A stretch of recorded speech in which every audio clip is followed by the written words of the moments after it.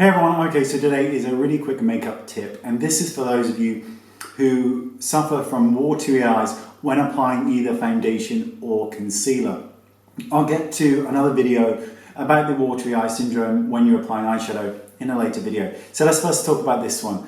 So what can happen is we're applying our foundation and suddenly our eyes, it's 9 times out of 10, it's the outside corner of the eye will start to water. And this can be a real problem because once it starts, it just doesn't want to stop. So these are the ways that I go around doing it. First of all, if you're using a sponge, don't use it wet. Don't use it damp. So like a beauty blender, just don't use it damp. For some reason, a damp sponge can cause more irritation to the eye than anything else. And I have no idea why. Maybe it's because we're introducing moisture to that area. So if you can help it, just use a dry sponge, even a triangle sponge like this, nice dirty one I've just used. Use that. Do not wet it or create any moisture in it at all. Just use it damp.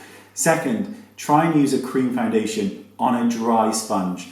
These tend to cause far less irritation to the eyes than a liquid. Again, maybe it's just the moisture content of the liquid, who knows, but a dry sponge with a cream foundation will cause infinitely less issues with watery eyes.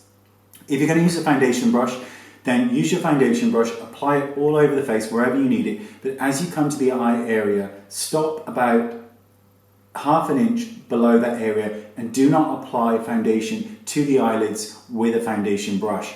Use your foundation brush, take it onto your finger and very lightly smooth it over the eyelid area. That way, because sometimes even with the really soft foundation brushes like mine, just the motion of pressing into the eyelid can cause the eye to release moisture. So those are the very best tips that I know of to prevent watery eye syndrome. Same thing if you're using your hands, you can use your hands all over your face, but when it comes to the eye, be very, very careful around the eye area. Same principles apply with concealer. Use concealer only where necessary. So just say this corner here is dark, just apply the concealer there. If you have discoloration on the outside like I do, then you'll need to apply a touch there with either your finger or a dry sponge and really gently tap to blend it in. When it comes to setting it, use a powder puff very, very gently around that area, or use like my number 2 brush because it's so soft that this won't irritate. You can put a bit of powder there, and because it is this soft, you can set that without there being too much of a worry. But let's just recap. Use a cream foundation if possible with a dry sponge, regardless of what sponges you use. Do not dampen it.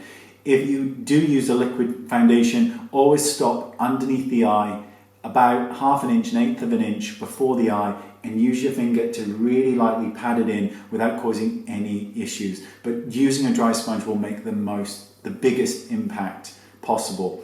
I have to do this on myself a lot of the time, particularly if I'm filming one thing after another and I'm having to clean my face. My eye will get irritated really quickly if I use a damp sponge, so I use it dry. There you go. Let me know in the comment section, but well, first of all, can you just like this video? Just press the like button. That's all I ask. Thank you.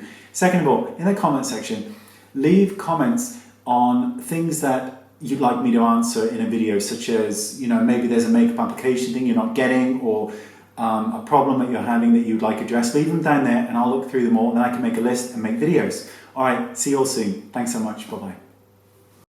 Okay, so click it. You see this? Click my box. Now how good an offer is that? That's it. Click my box. If you are suffering or have, when you're applying your foundation and suddenly every single hair on your face stands on end, it makes your face look, really hairy, and there's no need for it, then click this box. That's me, and it will take you to a video where I explain how to lay down foundation so that the hair on your face lays down really, really smoothly. That peach kind of fuzzy hair, so it lays down smoothly and you don't end up looking like Chewbacca. Thanks so much, bye-bye.